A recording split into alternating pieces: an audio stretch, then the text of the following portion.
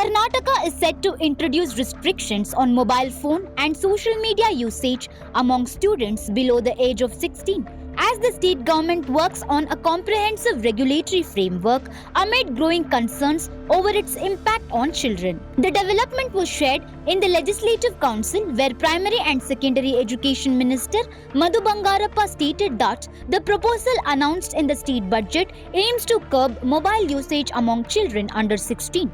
The initiative is being seen as the first of its initiative move in India. The minister was responding to concern raised by MLC Pratap Nayak and Javre Gowda, who highlighted alarming levels of mobile addiction among students. During question hour, minister acknowledged that although rules banning mobile phones in schools are already in place, their enforcement has remained weak. He pointed out that students continue to use mobile devices outside school premises, underlining the lack of an effective monitoring system. While noting that mobile phones can support learning, the minister cautioned that they are increasingly exposing children to harmful and unnecessary content.